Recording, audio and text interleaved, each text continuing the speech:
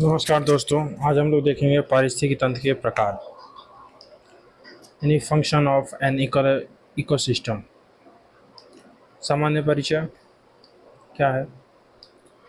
पारिस्थितिकी तंत्र एक वृहद संकल्पना है जिसकी अपनी कार्यप्रणाली होती है। इस तंत्र में जैविक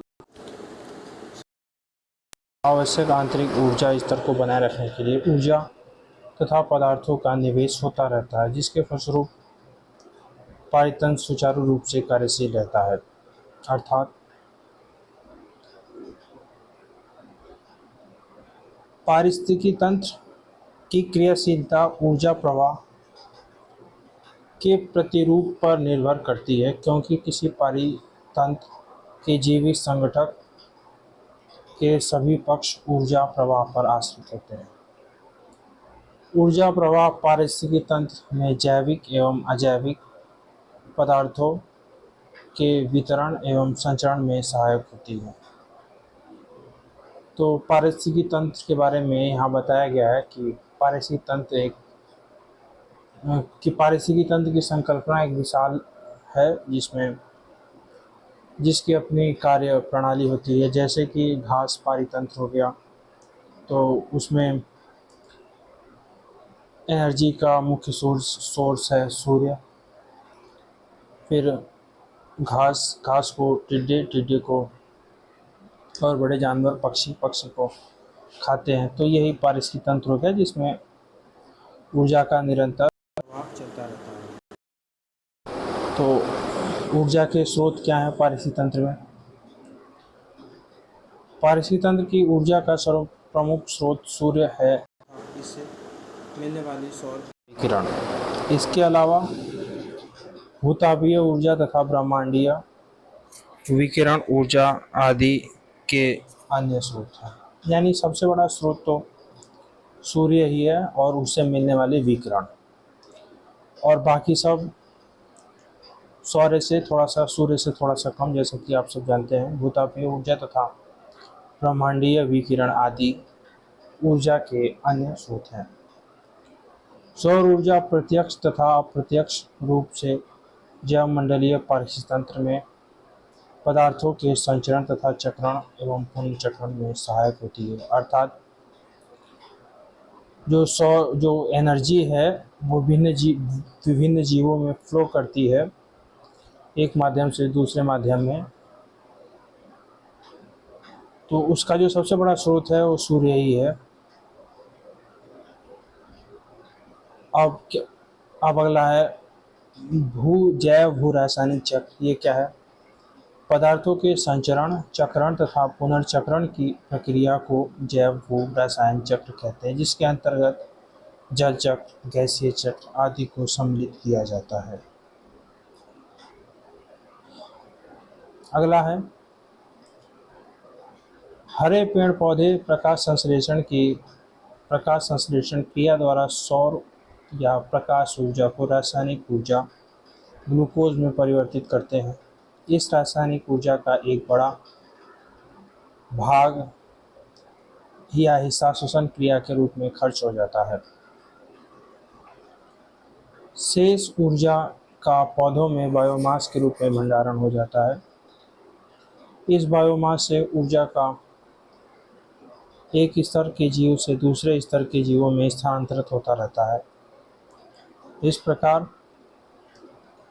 तरह पारिस्थितिकी तंत्र में ऊर्जा का प्रवाह एक दिशोन्मुख होता है। अर्थात ऊर्जा का जब एक बार उपयोग हो जाता है या वह खर्च हो जाती है तो पुनः उपयोग के लिए सुलभ नहीं हो पाती है। अर्थात ये कई बार क्वेश्चन पूछा हुआ है, पारिस्थितिकी तंत्र में ऊर्जा का प्रवाह यूनि डायरेक्शन होता है कि मल्टी डायरेक्शन होता है? तो उसका आंसर है यूनि डायरेक्शन, यानी एक दिशा में ही। यानी घास को टिड्डा खाएगा, टिड्डा को पक्षी खाएगा,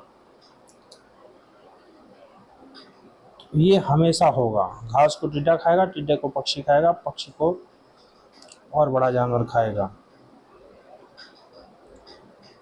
यानी ये एक ही डायरेक्शन है, ये रिवर्स नहीं हो सकता है कि पक्षी को टिड्डा खा ले, टिड्डे को ये खा ले। यानी एनर्जी एक ही फ्लो में से होगी। यानी सूरज से एनर्जी आएगी हरे पेड़ पौधों में, हरे पेड़ पौधों से अन्य जीव जंतुओं में। यही चक्र हमेशा चलता रहता है। पारिस्थितिकी उत्पादकता, इकोलॉजिकल प्रोडक्टिविटी क्या है? किसी क्षेत्र में स्वपोषित प्राथमिक उत्पादक हरे पेड़ पौधों द्वारा प्रति इकाई सतह में प्रति इकाई समय में सकल संचित ऊर्जा की मात्रा को पारिस्थितिकी उत्पादकता कहते हैं। अर्थात तो जाहिर सी बात है, एनर्जी उत्पादक तो हमारे हरे पेड़ पौधे ही हैं। उनके द्वारा किसी निश्चित क्षेत्र में निश्चित समय में सकल संचित ऊर्जा की मात्रा को ही पारिस्थितिकी उत्पादकता कहते हैं। स्वपोषित प्राथमिक उत्पादक तथा जैविक पदार्थों या ऊर्जा के उत्पादन को प्राथमिक उत्पादक कहते हैं। इस तरह हरे पेड़ पौधे प्राथमिक उत्पादक होते हैं। पारिस्थितिकी तंत्र की उत्पादकता दो कारकों पर निर्भर करती है। प्रथम प्राथमिक उत्पादक को सुलभ होने वाली सौर ऊर्जा की मात्रा। द्वितीय हरे पेड़ पौधों द्वारा सौर ऊर्जा का रासायनिक ऊर्जा में रूपांतरित करने की क्षमता, यानी पेड़ पौधों को कितनी सोलर एनर्जी प्राप्त हो रही है, पहला। दूसरा है वे हरे पेड़ पौधे उस सोलर एनर्जी को कितनी मात्रा में रासायनिक ऊर्जा में कन्वर्ट कर पा रहे हैं। इन दो बातों पर निर्भर करती है। पहला सोलर एनर्जी, दूसरा वो पेड़ों की जो क्षमता है सौर ऊर्जा को रासायनिक ऊर्जा में बदलने की। इन दोनों चीज़ों पर निर्भर करती है। अब प्राथमिक उत्पादकता का मापन दो रूपों में किया जाता है। सकल प्राथमिक उत्पादन यानी GPP, ग्रॉस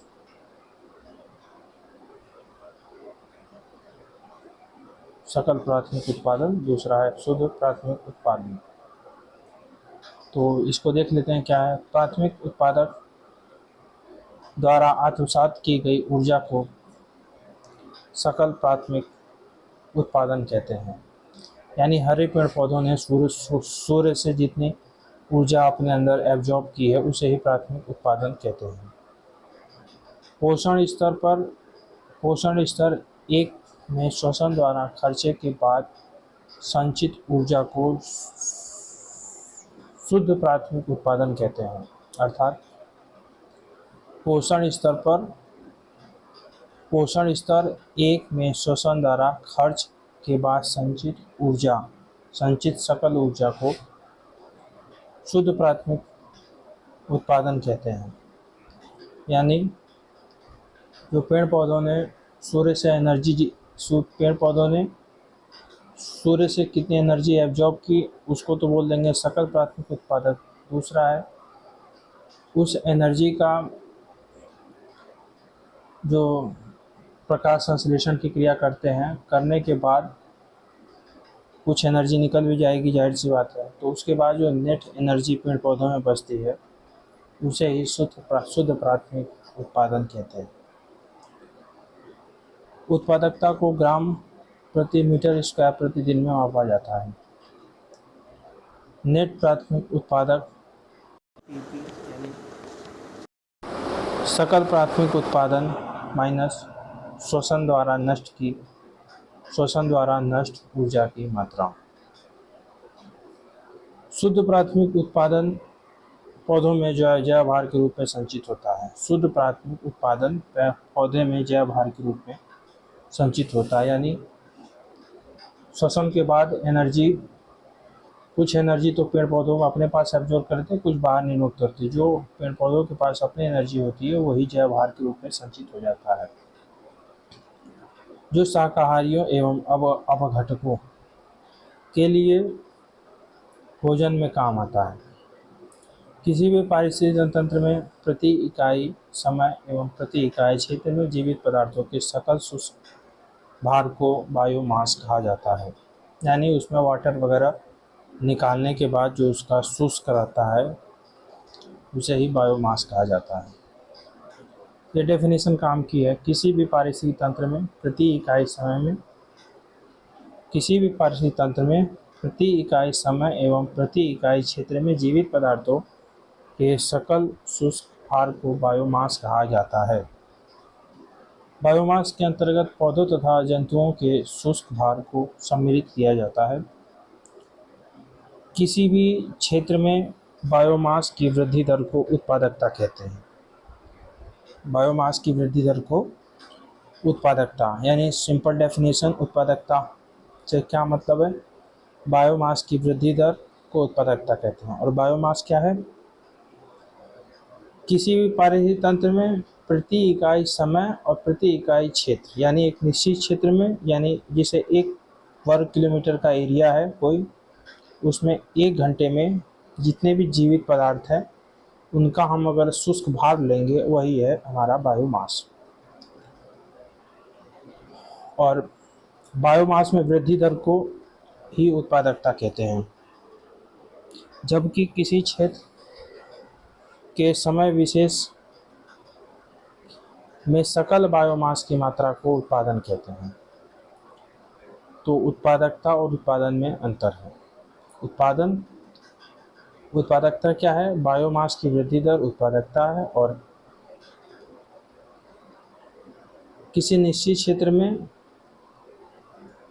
किसी निश्चित समय में बायोमास सकल यानी कुल बायोमास की मात्रा को ही उत्पादकता कहते हैं।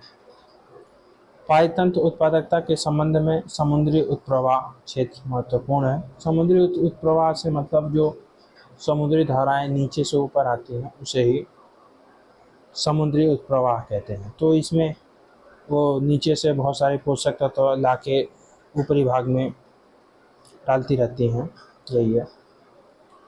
क्योंकि इससे सागर तल से पोषक तत्व सागरीय सतह पर आते हैं, जो पादप प्लवकों के उत्पादन हेतु महत्वपूर्ण आहार होता है। विश्व की औसत नेट प्राथमिक उत्पादकता 320 ग्राम प्रति वर्ग मीटर प्रति वर्ष। जो विश्व की औसत है उत्पादकता वह है 320 ग्राम प्रति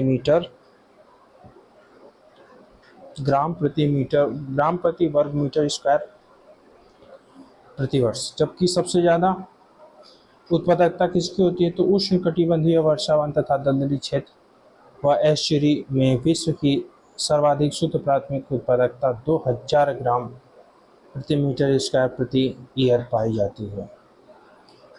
यानी सबसे ज़्यादा उत्पादकता किसकी हो जाती है हमारी, तो उष्णकटिबंधीय वर्षावन, जैसे ये सवाना नहीं, उष्णकटिबंधीय ये विषुवत रेखीय वाले वन हैं, और दलदली क्षेत्र और एस्चुरी, ये सब इनकी उत्पादकता लगभग होती है 2000 ग्राम प्रति मीटर स्क्वायर प्रति ईयर। ईपी ओडम ने,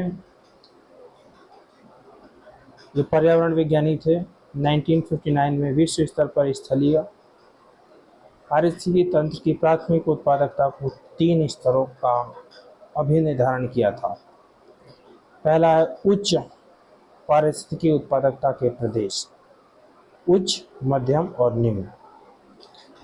उच्च में क्या जाते हैं, उच्च पारिस्थितिकी तंत्र से तात्पर्य जहाँ पे 2 इकोसिस्टम आपस में मिल रहे होते हैं, अधिकतर वहीं पे सबसे ज़्यादा उच्च होती है। तो उच्च वाले देखते हैं, जलोढ़ मैदान, जाहिर सी बात है नदियों द्वारा लाया गया लेटेस्ट मटेरियल रहता है। आर्द्र वन प्रदेश, उष्ण एवं शीतोष्ण कटिबंधीय वन प्रदेश, छिछले स्थल तथा जलीय भाग व गहन कृषि वाले क्षेत्र को सम्मिलित किया जाता है।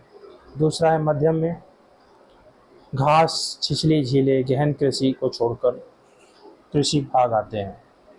अब निम्न में तो जाहिर सी बात है आर्कटिक क्षेत्र हो गया, हिमाच्छेद, बंजर भूमि, मरुस्थल, ये सब निम्न वाले में आते हैं। अब उत्पादकता को प्रभावित करने वाले कारक, फैक्टर्स अफेक्टिंग प्रोडक्टिविटी। तो भौतिक कारक, रासायनिक कारक, जैविक कारक और अन्य कारक। भौतिक कारक में जैसे हमारा तापमान, जल वर्षा, जल की मात्रा, गहराई, जलवायु, रासायनिक में पोषक तत्वों की आपूर्ति,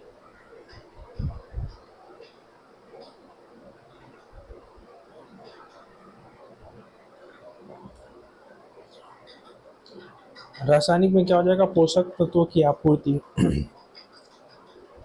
जैविक कारकों,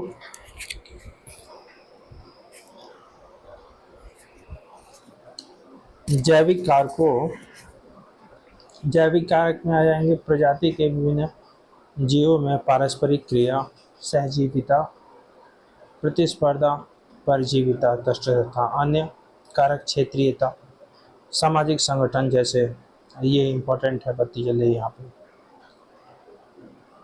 महाद्वीपीय तथा महासागरीय पारिस्थितिक तंत्र की औसत नेट प्राथमिक उत्पादकता क्रम से 669 ग्राम प्रति मीटर स्क्वायर प्रति वर्ष है। ये बोल सकता है कभी कभी उत्पादकता को किस में नापते हैं, ग्राम प्रति मीटर स्क्वायर प्रति वर्ष है। ये महाद्वीप की है, महाद्वीप की। महासागरीय की औसत कितनी है, 155 ग्राम प्रति मीटर स्क्वायर प्रति वर्ष है।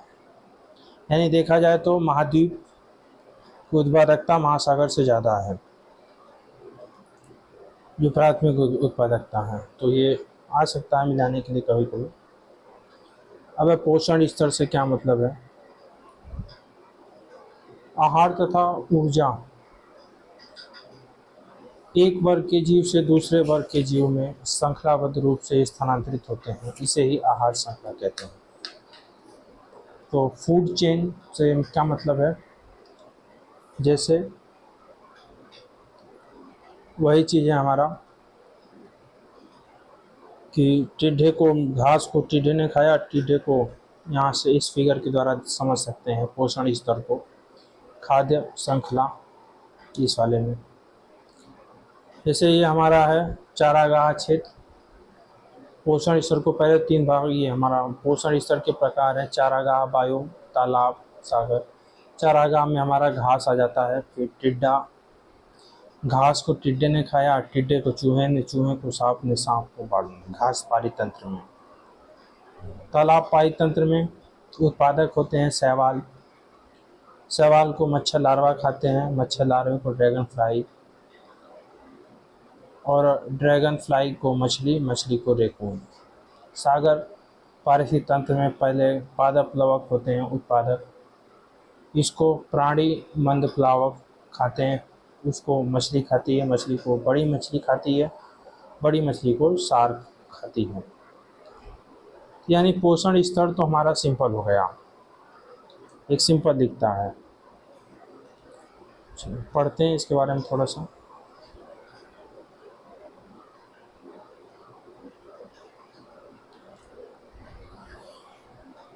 तो समझ में आ गया होगा अब पोषण स्तर क्या है। वही जो घास को टिड्डे ने खाया वो एक पोषण स्तर है, टिड्डे को चूहे ने खाया वो दूसरा पोषण स्तर है, चूहे को सांप ने खाया तीसरा पोषण स्तर है, सांप को बाज ने खा लिया ये चौथा पोषण स्तर है। यही है पोषण स्तर। आहार तथा ऊर्जा के एक वर्ग के जीवों से दूसरे वर्ग के जीवों में श्रृंखलाबद्ध रूप से स्थानांतरित होती है। यानी आहार तथा ऊर्जा एक वर्ग के जीव से दूसरे वर्ग के जीव में श्रृंखलाबद्ध रूप से स्थानांतरित होती है। इस श्रृंखला को आहार श्रृंखला, फूड चेन कहते हैं। इस आहार श्रृंखला के उस बिंदु को जहां पर आहार ऊर्जा का एक वर्ग के जीव जैसे शाकाहारी से दूसरे वर्ग के जीव मांसाहारी में स्थानांतरित होता है, उसे पोषण स्तर कहते हैं। सामान्य रूप से आहार श्रृंखला में 4 पोषण स्तर पाए जाते हैं। जैसे हरे पेड़ पौधे, ये तो उत्पादक हो गए, शाकाहारी प्राथमिक उपभोक्ता, मांसाहारी द्वितीयक हो गए, फिर शेष मांसभक्षी जैसे तृतीयक में मनुष्य आता है। तो ये सब विषमपोषी हो गए, और हरे पेड़ पौधे को स्वपोषी कहते हैं यानी ऑटोट्रॉप्स, बाकी सबको हेटेरोट्रॉप्स। खाद्य श्रृंखला क्या है, वही है खाद्य श्रृंखला, फूड चेन और खाद्य जाल। खाद्य श्रृंखला और खाद्य जाल।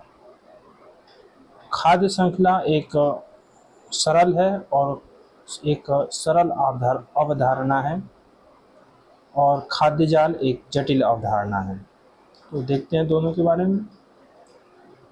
खाद्य श्रृंखला क्या है? पारितंत्र के भीतर विभिन्न जीवों में पोषण स्तर के माध्यम से संबंध होता है, अर्थात प्रत्येक जीव किसी अन्य जीव का भोजन बन जाता है।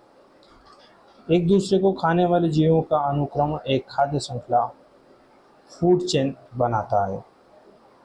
कुछ प्राणी केवल एक ही प्रकार का आहार करते हैं, इसलिए वे एक ही खाद्य श्रृंखला के सदस्य होते हैं।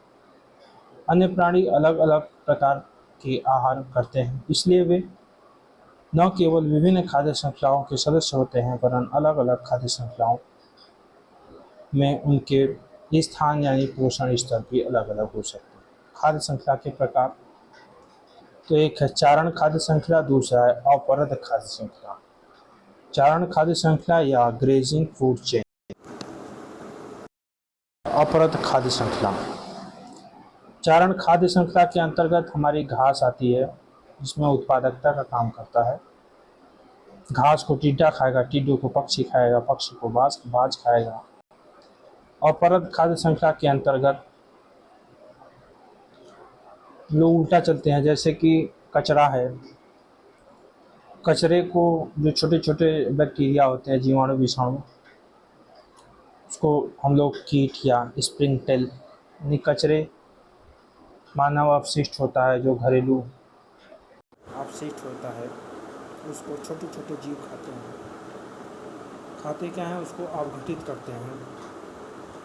उन छोटे छोटे कीटों को उनसे बड़ी मकड़ियाँ खाती हैं, उन मकड़ियों को थोड़े और बड़े जीव खाते हैं, यानी ये छोटे से बड़ा चलता है। तो पहला देखते हैं क्या है चारण खाद्य श्रृंखला, ग्रेजिंग फूड चेन। उपभोक्ता जो भोजन के रूप में पौधों अथवा पौधों के भागों का उपयोग करते हैं, खाद्य श्रृंखला आरंभ करते हैं। चारण खाद्य श्रृंखला का निर्माण करते हैं, उदाहरण घास, टिड्डा, पक्षीगण, पास। अपरद या डेट्रियस फूड चेन। यह खाद्य श्रृंखला क्षय होते प्राणियों एवं पादप शरीर के मृत जैविक पदार्थ से आरंभ होकर सूक्ष्म जीवों में तथा सूक्ष्म जीवों से अपरद खाने वाले जीवों में एवं अन्य परभक्षियों में पहुंचते हैं। यानी ये मृत शरीर हो गया, डेड बॉडी वगैरह, ये सब घरेलू अपशिष्ट, उसको डिकम्पोज करने वाले काम करते हैं अपरद में। अगला है एक उथले समुद्र के जीवों के समुदाय में संपूर्ण ऊर्जा का लगभग 80% भाग अपरद खाद्य श्रृंखलाओं में प्रवाहित होता है। हम लोग देख चुके हैं। अब एक खाद्य जाल। खाद्य जाल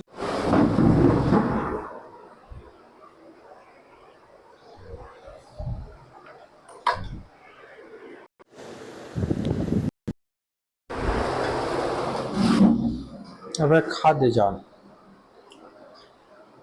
खाद्य श्रृंखला पारितंत्र में होने वाले खाद्य अथवा ऊर्जा प्रवाह का केवल एक ही पहलू प्रस्तुत करती है। क्योंकि भाई ये खाद्य श्रृंखला जो है वो सिंपल है खाद्य जाल की तुलना में, खाद्य जाल थोड़ी जटिल है। तो वही है, खाद्य श्रृंखला पारितंत्र में होने वाले खाद्य अथवा ऊर्जा प्रवाह का केवल एक ही पहलू प्रस्तुत करती है, और उससे यह अर्थ निकलता है कि जीवों में एक सीधा सरल शेष से पृथक संबंध होता है, जो पारितंत्र में शायद कभी नहीं होता है। पारितंत्र के भीतर परस्पर संबंधित अनेक खाद्य श्रृंखलाएं हो सकती हैं और इससे खाद्य जाल का निर्माण होता है। इस प्रकार खाद्य जाल किसी पारितंत्र में एक दूसरे से संयोजित खाद्य श्रृंखलाओं का एक नेटवर्क है। यानी पारितंत्र के भीतर परस्पर संबंधित अनेक खाद्य श्रृंखलाएं हो सकती हैं और इससे खाद्य जाल का निर्माण हो सकता है। इसको फिगर के माध्यम से देखेंगे तब समझ में आएगा खाद्य श्रृंखला क्या है। जैसे क्या है, ये हमारा खाद्य जाल है, हरे पेड़ पौधे। तो हरे पेड़ पौधे को कई प्रकार की जीव खा सकते हैं, ऐसा नहीं कि केवल बकरी ही खाएगी। बकरी भी खाएंगे, टिड्डे भी खाएगा, खरगोश भी खाएगा, चूहा भी खाएगा पेड़ पौधों को। तो अब दूसरा चीज, चूहे को देखो, एक तो सांप भी खा रहा है, उल्लू भी खा रहा है चूहे को। फिर सांप को गिद्ध भी खाता है, जंगली बिल्ली भी सांप खाती है, और जंगली बिल्ली सांप को भी खाती है, जंगली बिल्ली खरगोश को भी खाती है। अब मिल गया शेर, शेर जंगली बिल्ली को भी लपेट लेगा, और खरगोश मिला तो उसको भी लपेट लेगा। फिर सियार है, ऐसे ये सब है। तो यानी खाद्य जाल एक जटिल अवधारणा है, खाद्य श्रृंखला सिंपल अवधारणा है, ये है। मतलब जो हमारा पाई तंत्र है वो इतना साधारण नहीं है, वो जटिल है, सब एक दूसरे पर निर्भर है। अब पढ़ेंगे इसको। पाई तंत्र के भीतर परस्पर संबंधित अनेक खाद्य श्रृंखलाएं हो सकती हैं और इससे खाद्य जाल का निर्माण होता है। इस प्रकार खाद्य जाल किसी पाई तंत्र में एक दूसरे से संयोजित खाद्य श्रृंखलाओं का नेटवर्क है। एक जंतु विभिन्न खाद्य श्रृंखलाओं का सदस्य हो सकता है। उदाहरण के लिए एक पौधा एक ही समय में अनेक शाक भक्षियों का भोजन हो सकता है, जैसे घास पर खरगोश अथवा टिड्डा या बकरी अथवा सभी निर्भर रहते हैं। इसी प्रकार एक शाक भक्षी विभिन्न मांसभक्षी प्रजातियों का भोजन हो सकता है। तो समझ में, उम्मीद करता हूँ समझ में आ गया होगा आप लोगों को। अब है जैव संचयन। जैव संचयन क्या होता है पहले समझ लेते हैं एक बार। जैसे जैव संचयन यहाँ है प्रदूषक स्तर। जैसे मान लीजिए इंसान ने कोई कचरा किया छोटा सा, तो वो एक मछली के अंदर गया। इंसान द्वारा किया हुआ क्लोरीनेटेड हाइड्रोकार्बन, ये वाला सही है वीडियो, हाँ। जैव संचयन बायो एक्यूमुलेशन क्या है? जैसे इंसान द्वारा किया गया कोई भी कचरा किसी छोटी मछली ने खाया, तो यानी वो प्रदूषक उस छोटी मछली के पेट में चला गया। अब उससे बड़ी मछली ने एक मछली को खाया, उससे बड़ी मछली ने 10 ऐसी छोटी छोटी मछलियों को खा लिया। तो यानी बड़ी मछली में जो प्रदूषण का स्तर है,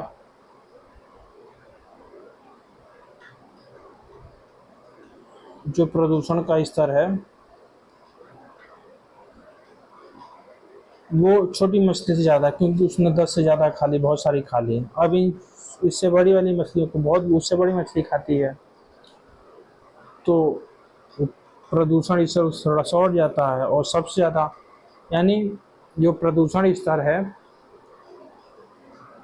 वो जो निम्न श्रेणी के उपभोक्ता होते हैं उनमें कम होता है, और जैसे जैसे ये हमारी खाद्य श्रृंखला ऊपर बढ़ती जाती है, यानी शीर्ष उपभोक्ताओं को में प्रदूषण ज़्यादा होता है, यानी जैव संचयन का जो स्तर है वो ज़्यादा होता है। यही है। जैव संचयन क्या है? जैव संचयन यह दर्शाता है कि किस प्रकार प्रदूषक खाद्य श्रृंखला के भीतर पहुंचते हैं। प्रदूषक विशेषतः अनिम्नीकृत नॉन डिग्रेडेबल प्रदूषक पायतंत्र के भीतर विभिन्न पोषण स्तर पर से गुजरते हैं। अनिम्नीकृत प्रदूषकों से अभिप्राय ऐसे पदार्थों से है जो जीवधारियों के भीतर उपापचयित नहीं हो पाते हैं। उदाहरण क्लोरीनेटेड हाइड्रोकार्बन। जैव संचयन हो गया। जैव संचयन में पर्यावरण से किसी प्रदूषक का खाद्य श्रृंखला के प्रथम जीव में सांद्रण बढ़ता जाता है, यानी किसी भी पोषण स्तर पर अवस्थित जीव जैव संचयन के लिए सक्षम है। जैव संचयन रसायनों के अंतर्ग्रहण, संग्रहण और निष्कासन का समग्र परिणाम होता है। इसका यह अभिप्राय है कि इसमें संदूषक कंटेमिनेंट्स के अंतर्ग्रहण और संग्रहण की दर निष्कासन से अधिक होती है। संदूषकों का जीवों में प्रवेश, श्वसन, भोजन ग्रहण एवं पदार्थों के त्वचीय संपर्क एवं अन्य तरीकों से होता है। जैव संचयन को प्रभावित करने वाले कारक क्या क्या हैं, देखते हैं।